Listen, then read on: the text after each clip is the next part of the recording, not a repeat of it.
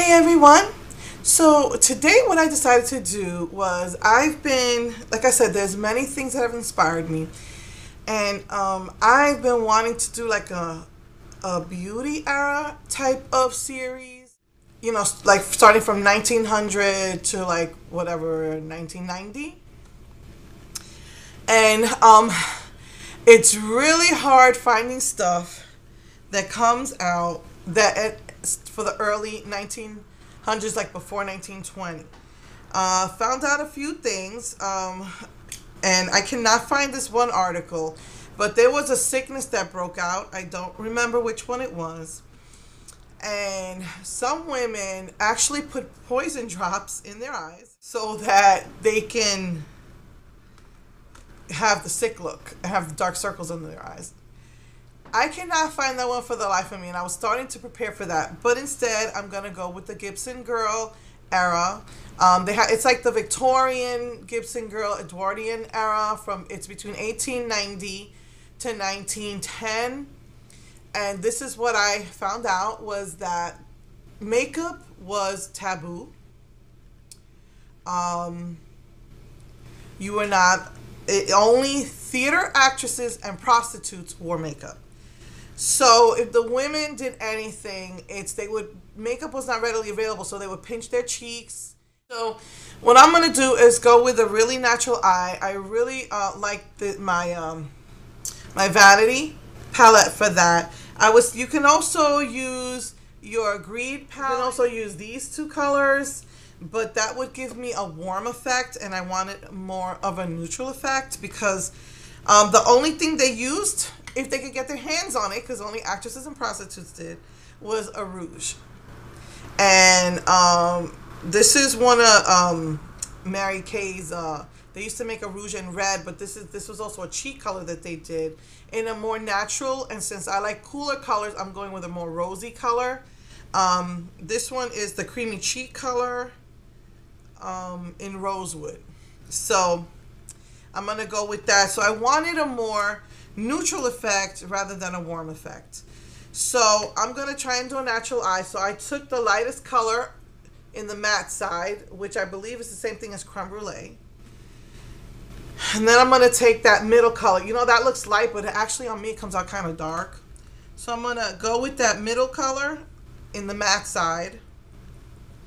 And I'm just going to put that as my contour, just to try and give a more natural look.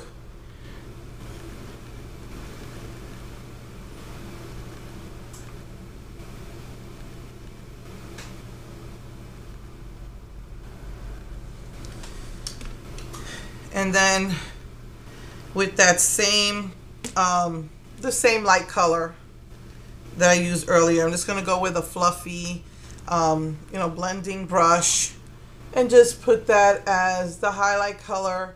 And it'll be softer than the lid because I use such a fluffy brush to apply it. And now I had the NYX Skinny liner and I can't find it. Again, though, it was a natural look. So I think what I'm going to do is sharpen, because I want the thinnest lines. They didn't wear eye makeup. So I'm going to just put the tiniest, as close to the lash line as possible. Just put the black liner there.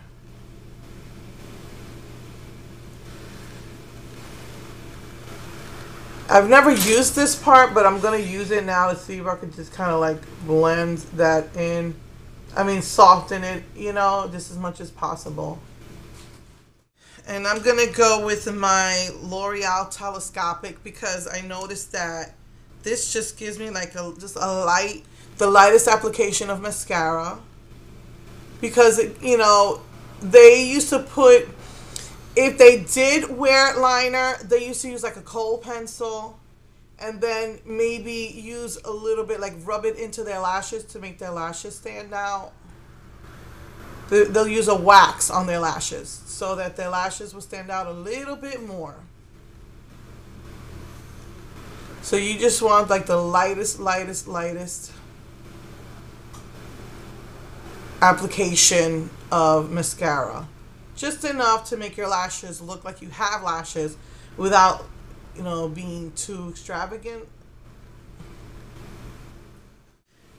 I'm not going to put anything on the bottom because, again, the Gibson Girl or the Victorian or Edwardian era girl, they were not interested in,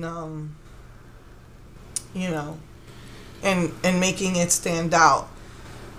You know, the bottom line. Again, I read, and I can't find it now, but I read where some women actually wanted the dark circles under their eyes and actually put poison drops in their eye to give them that sick look because some disease or sickness had passed.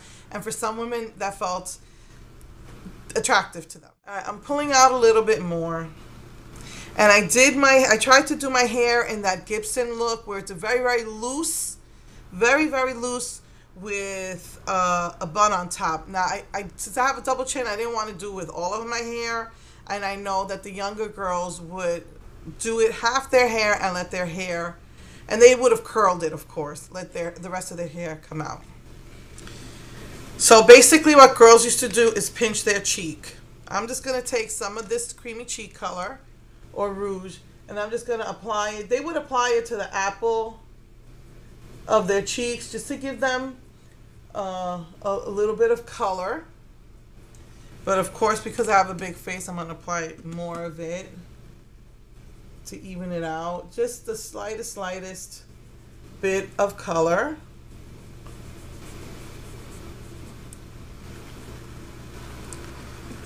And then they might tint their lips. Since makeup wasn't available, they just used to use whatever they had in their house just to give their lips the slightest bit of color. They would pinch their cheeks. They would mash their lips to get the blood flowing to their lips. And that's what they used to do. So this is a series that I would like to do on and off throughout this year. I'm going to finish my makeup and I'll be right back. So hey everyone, so this is just a finish, a simple look. Again, the younger women would wear their hair down and just do that Gibson Girl up here. They would have, it would be really poofy with a bun on top, maybe have a little bit of hairs on the sides.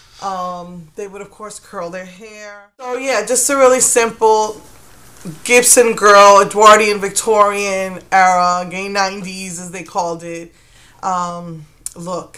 One of the things that, some of the stuff I was reading was that at the time, men liked heavier set women. I guess they had, I guess, more meat on the bones, I guess, with the, you know, the long sleeves, the high collars, I guess with the clothing they were wearing, they, I guess, were more buxom, more bustier. They were bustier, I guess, and they preferred that heavy set woman until the 20s when the Hollywood starlets were out and, you know, the thin look was in, the flapper look was in, but, you know, before that, I had, you know, heard that that's the kind of woman they like, a more filled look. Unfortunately, with my body, all the fillings in my butt, in my belly, and not in my breast, so I don't think I would have counted. But anyway, this is the Gibson Girl look, or at least between the 1890s to 1910s. This is how they would have done their look. And if I can find that article again of how they used to put the drops in their eyes so they can have that sick look with the dark circles. If I can find that article again, I will print it out and read it to you, but I can't find it again for the life of me. I was ready to do that look today, but I said I want to read the article first and make sure. It was like pale skin, red eyes, and dark circles. So anyway, okay. If I can't find that article, I will see you next week with the 1920s.